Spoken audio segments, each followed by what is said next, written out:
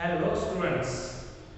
Our chapter number 11 conic section is already continued. Okay now. Today second point is ellipse. Last time हमने circle देखा था. Circle की जो छोटी-छोटी बातें हैं वो हमने डिस्कस की थी. आज हम डिस्कस करने वाले हैं इलिप्स की. इलिप्स क्या है ये ऑलरेडी आगे हमने इंट्रोडक्शन में देख लिया था. ओके तो इलिप्स आज हम इलिप्स की बात करने जा रहे हैं. ओके तो फर्स्ट ऑफ यहाँ पर अगर देखा जाए तो इलिप्स का जो शेप है वो जनरली ओवल शेप जैसा हमें दिखता है. कई बार हमने देखा होगा कि हमारे जो सन के इर्द गिर्द जितने भी प्लैनेट्स घूम रहे हैं कौन से शेप में घूम रहे हैं. ओके तो हमें लगता है कि वो सर्कल शेप में, पर जनरली हम अगर ड्रॉ भी करते हैं तो कौन सा शेप ड्रॉ करते हैं इलिप्स. जनरली वहां पर इक्लिप्स हम वर्ड यूज करते हैं. ओके तो यही एक पार्ट है इलिप्स. ओके तो यहाँ पर भी जो आपको शेप दिख रहा है वैसा ही कुछ है कि सन के इर्द गिर्द, पर सन वो सेंटर में है और एक ही फोकस है उसका. यहाँ पर इलिप्स की जब बात कर रहे हैं तब उसमें दो फोकस यहाँ पर है. अब तक जो सर्कल देखा था सर्कल में एक ही सेंटर था. ओके एक ही फोकस सेंटर एक ही था. यहाँ पर दो फोकस हम यहाँ पर बात करने वाले हैं. वहां पर एक ही फोकस की बात की थी हमने. ओके तो फिर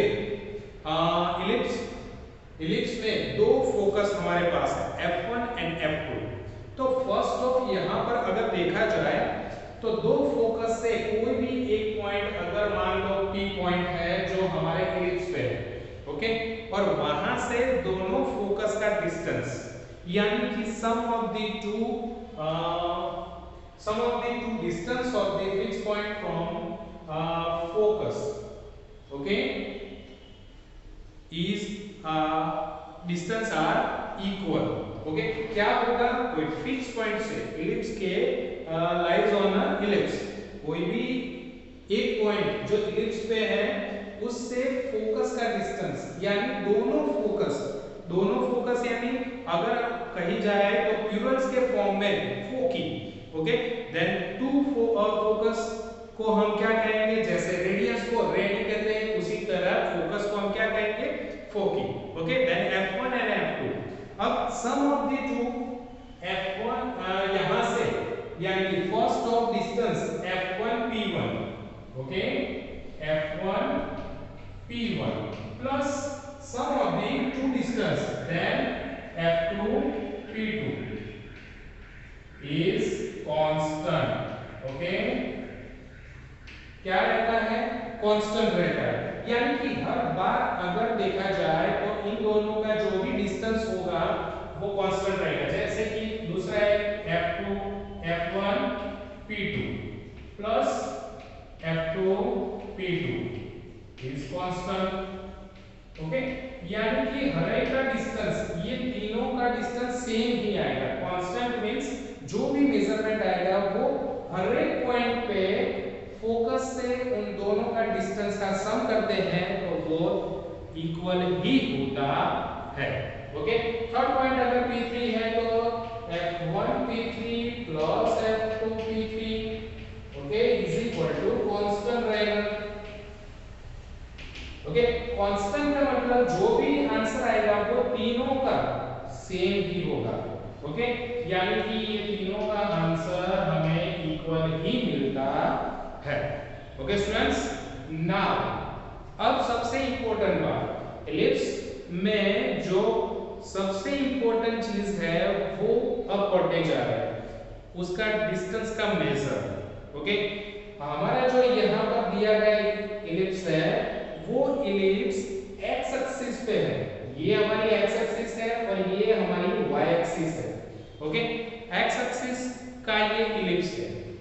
ये जो इलिप्स हमने ड्रॉ किया है वो वाई एक्सिस का इलिप्स है. ओके ये इलिप्स वाई एक्सिस पे रिप्रेजेंट कर रहा है ये एक्स एक्सिस का रिप्रेजेंट कर रहा है. तो जिस एक्सिस पे रिप्रेजेंट कर रहा है वो एक्सिस मेजर कहलाती है. ओके दैट इज यहाँ पर हमारा जो इलिप्स है वो एक्स एक्सिस को रिप्रेजेंट करती है. तो फिर ये x एक्सिस क्या होगी हमारी मेजर एक्सिस होगी। ओके, इसको हम क्या कहेंगे मेजर एक्सिस। और ये जो y एक्सिस है वो y एक्सिस को हम क्या कहेंगे माइनर एक्सिस।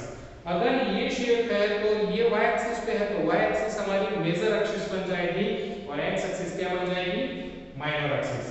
ओके, चलो अब डिस्टेंस मेजर करना है। तो डिस्टेंस कैसे मेजर होगा? तो लास्ट इक्लिप्स के लास्ट जो दो पॉइंट है उसको हम वर्टेक्स कहेंगे। वर्टेक्स से सेंटर का डिस्टेंस, वर्टेक्स से सेंटर का डिस्टेंस को हम कहेंगे a, यानी कि दोनों साइड पे सेम डिस्टेंस होगा। एज इट इज ये थी x एक्सिस की बात। ओके, फिर y एक्सिस में भी इलिप्स का पॉइंट्स वर्टेक्स से लेके सेंटर का पॉइंट्स। ओके, तो वहां का डिस्टेंस जो है उसको हम b कहेंगे, यानी कि जो माइनर एक्सिस है हमारी, उस माइनर एक्सिस में सेंटर तक का जो डिस्टेंस है उसको हम क्या कहेंगे b कहेंगे। ओके, और रही फोकस की बात, तो फोकस से सेंटर का डिस्टेंस, फोकस से सेंटर का डिस्टेंस जिसको हम c कहेंगे, फोकस से सेंटर का डिस्टेंस c कहेंगे। ये तीन चीजें a b और c ये कंप्लीटली हमारे दिमाग में बैठनी जरूरी है कि कहां से किसका डिस्टेंस हम क्या कहने वाले हैं। जैसे कि वर्टेक्स से सेंटर का डिस्टेंस a कहेंगे, that is a major axis पे। माइनर एक्सिस का डिस्टेंस वर्टेक्स से सेंटर का डिस्टेंस उसको b कहेंगे, और फोकस से सेंटर का डिस्टेंस जिसको हम c कहेंगे। ओके, तो ये सबसे इंपॉर्टेंट हमारी फिगर है और ये हमारे दिमाग में छपनी चाहिए इक्लिप्स के फॉर्म में। ओके, अब ये तीन डिस्टेंस हमने देखे a b और c, उन तीनों का एक रिलेशन है, relation between a b and c। तो वो रिलेशन क्या है? तो ऑलवेज हमें क्या मिलेगा a स्क्वायर का डिस्टेंस कितना मिलेगा? तो b square plus c square करेंगे उतना ही हमें a स्क्वायर का डिस्टेंस मिलता है। ओके, इक्लिप्स में तो ये हमारा सबसे इंपॉर्टेंट रिलेशन है a square is equal to b square plus c square. Okay, अब उसमें भी दो केसेस हैं। ओके, केस 1, अगर मान लो कि उसमें c 0 हो गया, तो अगर ये 0 हो जाता है तो इसका मतलब a और b दोनों इक्वल हो जाएंगे। चलो यहां पर समझते हैं कि ये a का डिस्टेंस और b का डिस्टेंस, अभी आप देख रहे हो कि a का डिस्टेंस ज्यादा है, b का डिस्टेंस कम है, पर अगर जितना a का डिस्टेंस है उतना ही b का डिस्टेंस होगा तो क्या बन जाएगा? वो सर्कल बन जाएगा।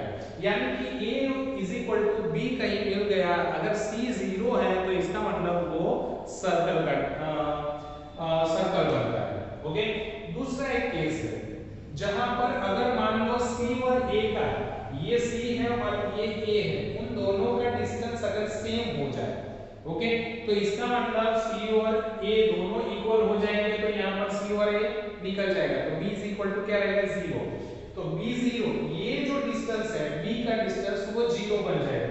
तो मान लो कि ये इक्लिप्स का जो शेप दिख रहा है वो शेप यहां पर आ जाएगा, तो क्या रहेगा? सिर्फ हमारे पास मेजर एक्सिस ही रहेगी, यानी कि लाइन सेगमेंट बन जाएगा, वहां पर इक्लिप्स रहेगा नहीं। b0 बन गया तो इक्लिप्स वहां पर बनता नहीं है। ओके, तो ये इंपॉर्टेंट दो केसेस हमारे दिमाग में रहने चाहिए। अगर c 0 है तो सर्कल, अगर c और a दोनों इक्वल है तो लाइन सेगमेंट। ओके, चलो स्टूडेंट्स आगे बढ़ते हैं। ये एक नया वर्ड आपके लिए आया है, एसेंट्रिसिटी। एसेंट्रिसिटी वो क्या है? Eccentricity that is the ratio of फोकिंग, the distance of focus, distance of one focus divided by distance of one vertex। Okay, तो वन वर्टेक्स का डिस्टेंस और सेंटर का डिस्टेंस यानी फोकस का डिस्टेंस, एक फोकस का डिस्टेंस और एक वर्टेक्स का डिस्टेंस का रेशियो अगर हम लेते हैं तो उसको हम क्या कहेंगे? Eccentricity. Eccentricity that is c by a, that is focus का डिस्टेंस, वन फोकस का distance divided by one vertex का डिस्टेंस, तो उसको हम क्या कहेंगे? इसेंट्रिसिटी। इसेंट्रिसिटी में c फाइंड आउट करना है तो e into a बन जाएगा। ओके, अगर a ढूंढना है तो c by e बन जाएगा। ओके, कोई भी इक्वेशन वो तो हम जानते हैं। अब आती है सबसे इंपॉर्टेंट बात हमारी, standard equation of an ellipse. अगर सम्स गिनने हैं हमें तो किसके बेस पे गिनेंगे? तो ये हमारे इलिप्स के बेस पे गिनेंगे। तो यहाँ पर सॉरी, यहाँ पर जो इलिप्स है, ओके, वो इलिप्स क्या है, तो एक्स एक्सिस पे है, यानी कि एक्स एक्सिस हमारी मेजर एक्सिस है और वाई एक्सिस माइनर है। ओके, वहां से ये जो डिस्टेंस मिल रहा है उसका, यानी कि हमें ये याद रखना है कि अगर एक्स एक्सिस पे इलिप्स बन रहा है, मेजर एक्सिस पे इलिप्स, यानी कि एक्स एक्सिस पे इलिप्स बन रहा है, तो क्या होगा equation, x square upon a square plus y square upon b square is equal to 1। Okay, अगर इलिप्स हमारा y एक्सिस पे बढ़ रहा है तो हमारी इक्वेशन क्या होगी, x square upon b square plus y square upon a square is equal to 1। ये दो बातें हमें याद रखनी। और इसमें एक, अगर मान लो कि यहाँ पर कोई इक्वेशन दिया है, दो इक्वेशन फॉर एग्जांपल समझने के लिए, okay, x square by 9 plus y square by 4 is equal to 1। अगर ये इक्वेशन दिया है और दूसरा एक इक्वेशन है x square by 16 plus y square by 25 is equal to 1, ये दो इक्वेशन में आपको क्या फर्क दिख रहा है?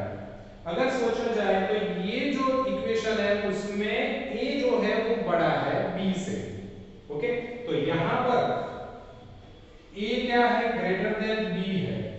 अगर a ग्रेटर देन b है तो हम ये इक्वेशन यूज करेंगे, ओके, और यहां पर क्या है, तो यहां पर ये वाला यानी सेकंड का डिनोमिनेटर बड़ा है, तो यहां पर b बड़ा हो जाएगा, then b greater than a हो जाएगा, तो यहां पर हम ये इक्वेशन यूज करेंगे।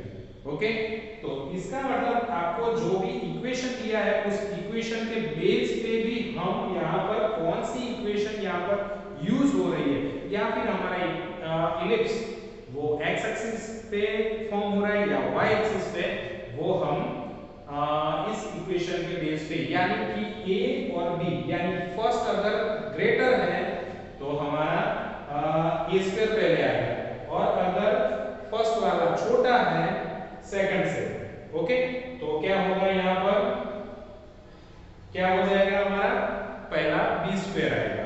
ओके, तो ये था हमारा standard equation of an ellipse.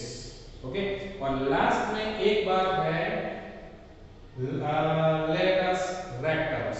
Okay, latus rectum क्या है, तो आगे ऑलरेडी सर्कल में हमने देख लिया था, उसका मेन लेंथ हमें पता है, सर्कल में वो चीज हमने बात की थी। यहाँ पर भी लेटस रेक्टम क्या है, तो यहाँ पर ये जो फोकस है उसमें से ये पास हो रहा है, और हमें पता है क्या, लेटस रेक्टम क्या होता है, जो फोकस में से पास होता है और जिसके दो वर्टाइसेस इलिप्स पे होते हैं, यानी कि लाइज ऑन इलिप्स, यानी उसके दो ही एंड इलिप्स पे होते हैं और वो फोकस में से पास होता है और एक्स एक्सिस को परपेंडिकुलर होता है।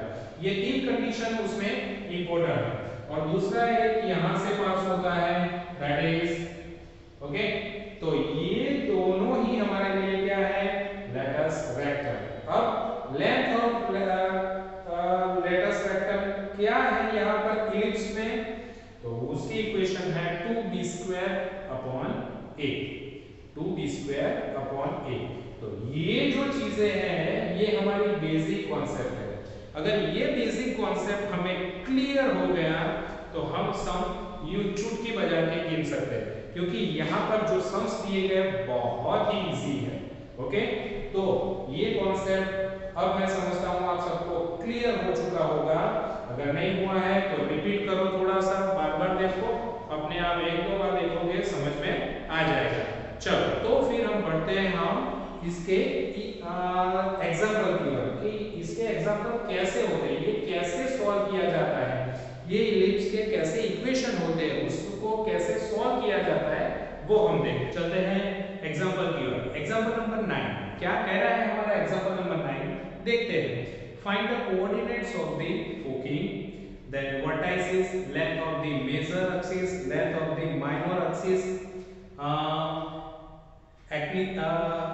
eccentricity and the latus rectums. इतनी बातें हमें फाइंड आउट करनी है। हमें दिया है equations. First of x² by 25 plus y² by 9 is equal to 1। अगर देखा जाए तो एग्जांपल से ही हमें पता चल जाए, यानी इक्वेशन से, सॉरी इक्वेशन से काफी सारी बातें हमें पता चल जाती है। ओके, x² upon 25 और ये 9, इन दोनों में कौन बड़ा है? ऑब्वियसली पहला बड़ा है, तो a² यहाँ पर आएगा, b² यहाँ पर आएगा। इसका मतलब हम इसको कंपेयर करेंगे किसके साथ? x² upon a² plus y² upon b² is equal to 1। ये इलिप्स कहां पर रिप्रेजेंट कर रहा है?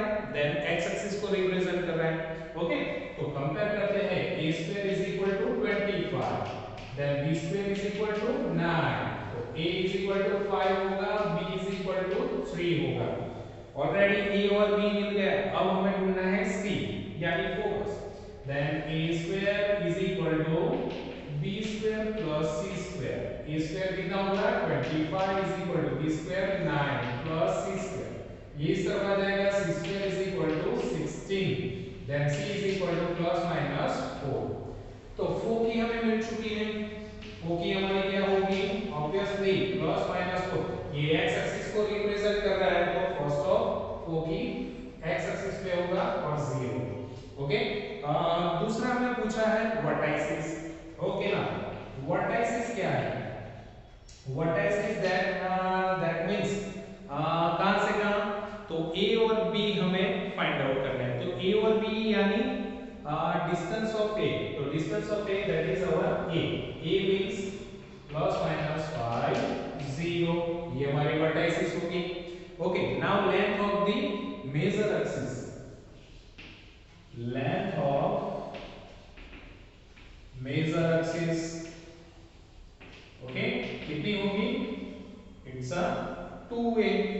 ओके, a हमारी फिगर ऑलरेडी पहले की फिगर याद करो, यहाँ पर a b और c लिखा था, उसमें जो x एक्सिस थी पूरे इलिप्स को कवर कर रही है, वो x axis a plus a से बनेगी, यानी 2a। 2a means 2 into a कितना हमने ढूंढा था? 5, that means 10। Okay, now length of minor axis, okay, that is a 2b। minor axis क्या होगी? y axis। y axis किससे? b plus b यानी 2b, that 2 into b कितना है? 3, that is 6। ओके, चलो माइनर मेजर एक्सिस। अब बाकी है eccentricity. Okay, eccentricity that is e is equal to क्या होगा? c by a। c कितना था हमारे पास? हम जानते हैं c फोकस, देन 4 और a हमारा था 5, देन 4 by 5। इसेंट्रिसिटी हमारी कितनी होगी? 4 by 5। और लास्ट बचा है latus rectum. Okay, length of latus rectum तो कितना था हमारा? हमने देखा था 2b² by a, 2b² by a। चलो 2b² by a की वैल्यू हम पुट आउट करते हैं, देन 2b² हमारा कितना? हमने देखा था 9। ओके, एंड a हमारा 5, दैट इज 18 by 5। ये रहा आंसर, है ना? बहुत इजी है। चलो ऐसे ही सॉल्व करते हैं हमारा next example 10। Example number 10 as it is 9 जैसा ही है, उसमें कोई फर्क नहीं है। Find the coordinates of the foci vertices, ये सभी फिर से फाइंड आउट करना है। पर इक्वेशन दिया है x² by 4 plus y² by 9 is equal to 1। चलो इक्वेशन को ऑब्जर्व करते हैं। इक्वेशन में फर्स्ट ये हमारा 4 है, ये 9 है, इसका मतलब ये छोटा है, तो ऑब्वियसली कौन आएगा? b² वाली इक्वेशन। तो x² by b² plus y² by a² is equal to 1। Compare करते हैं तो b² is equal to 4, then b is equal to 2, then a² is equal to 9, then a is equal to 3। Okay, चलो a और b मिल गया, c² ढूंढते हैं। तो c² कैसे ढूंढेंगे? c² is equal to a² minus b²। a² हमारा ये रहा 9 minus 4 दैट इज 5। तो c मिलेगा √5। ओके चलो सभी चीजें मिल गई है। फर्स्ट ऑफ फोकी लिखे तो फोकी क्या होगी c, then plus minus 5 okay sorry ये y एक्सिस पे है तो क्या आएगा 0 plus minus 5। Okay then vertices में a आएगा, देन 9 ये रहा सॉरी 3, देन 0 प्लस माइनस 3 ये हमारी वर्टाइसिस होगी। ओके और अब length of the major, length of a major axis that is 2a, 2 into a कितना था हमारे पास 3 and that is 6 and length of minor axis okay that is 2b, then 2 into b is equal to 2 that is a 4। okay next क्या आएगा, yes eccentricity, then e is equal to c by a। तो c हमने ढूंढा था √5 और a हमें मिला है 3, then √5 by 3। ओके चलो और अब बाकी रहा length of latus rectum. Okay then 2b² by a, then 2b² हमारे पास क्या है 4। Okay now a is equal to 3, then 8 by 3 है ना। बहुत इजी सम्स। चलो और भी आगे के सम्स तो और भी इजी है। तो चलते हैं नेक्स्ट एग्जांपल की ओर, एग्जांपल नंबर 11। ये क्या कह रहे हैं हमारे एग्जांपल नंबर 11। एग्जांपल नंबर 11 कह रहा है find the equations. Equation find करना है whose the ellipse vertices are yes then vertices plus minus 13 0 and 14 is plus minus 5 0। Okay तो आप देख सकते हो ये x एक्सिस पे है, ये x का मेजरमेंट दिया है, इसका मतलब हमारा इलिप्स x एक्सिस पे है। ओके अगर x एक्सिस पे है तो ऑब्वियसली क्या लिखेंगे हम x² by a² plus y² by b² is equal to 1। अगर वो x एक्सिस पे है तो a² आएगा पहले, अगर वो y पे है तो पहले b² आएगा। ओके चलो तो फिर पुट द वैल्यू, पर उसमें हमें क्या दिया है इक्वेशन बनाना है तो a और b चाहिए। ये वर्टाइसिस a है तो हमें b चाहिए, ये हमारा c है। ओके तो यहां पर मैं लिख दूं तो a is equal to vertices में क्या आएगा 13 और c is equal to क्या है 5। तो हमें ढूंढना पड़ेगा। चलो then a² is equal to b² plus c²। a कितना 13² 169, b² ढूंढना है, then plus c² कितना 25, ये इस तरफ आ जाएगा, then 144 is equal to b², then b is equal to plus minus 12। Okay चलो a और b की वैल्यू पुट आउट कर देते हैं। x² a² ये रहा 13 169 plus y² is equal to b² की वैल्यू कितनी थी 144 is equal to 1। ये बन गया इक्वेशन। कितना इजी है। ओके चलो देखते हैं नेक्स्ट एग्जांपल नंबर 12। इसके जैसा ही क्या कह रहा है find the equation of the ellipse whose the length of the major axis। चलो मेजर एक्सिस यानी क्या कर रहे थे इसको 2a is equal to 20 लिया, इसका मतलब a is equal to क्या आएगा 10। चलो a मिल चुका हमें, अब आगे बढ़ते हैं। आगे कहा है कि फोकी है 0, फोकी दी है 0 प्लस माइनस 5, इसका मतलब कि ये y एक्सिस का इक्वेशन बन रहा है। ओके चलो तो फिर ये c है, c is equal to 5। Okay तो हमें b चाहिए, तो b के लिए हम क्या इक्वेशन यूज करेंगे obviously a² is equal to b² plus c²। तो 8 10 100 b² ढूंढना प्लस c² 25, ये इस तरफ चला जाएगा तो b² is equal to 75। Okay, अब यहाँ पर फोर की दी है y एक्सिस की, तो ऑब्वियसली कौन सी इक्वेशन होगी हमारी, x square upon b square plus y square upon a square is equal to 1। x square b square कितना है 75 plus y square upon a कितना है हमारा 100, ओके, इज इक्वल टू 1। तो ये रही हमारी equations. Okay, now last example देखते हैं, एग्जांपल नंबर 13। क्या कहता है एग्जांपल नंबर 13? बहुत इजी है। Find the equation of the ellipse. यहां पर भी इक्वेशन हमें फाइंड आउट करनी है with the major axis along to x axis. Already कह दिया है कि यहां पर एक्स एक्सिस में से पास हो रही है, इसका मतलब मेजर एक्सिस हमारी x है, तो इलिप्स हमारा x एक्सिस पे है। Okay, and the passing through the points 4 3, चल देन 4 3 ये, और दूसरा है -1 एंड 4। तो ये पॉइंट कौन से हैं?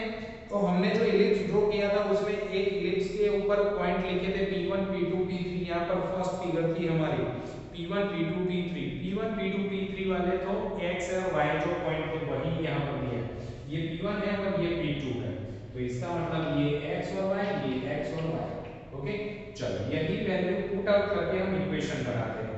और ऑलरेडी कह दिया है कि x एक्सिस पे है, तो x एक्सिस से इक्वेशन हम लेंगे x square by a square plus y square by b square is equal to 1। Okay, चलो फर्स्ट x और y की वैल्यू यहां पर पुट आउट करते हैं, तो 16 बाय a square plus y square यानी 9 बाय b square is equal to 1।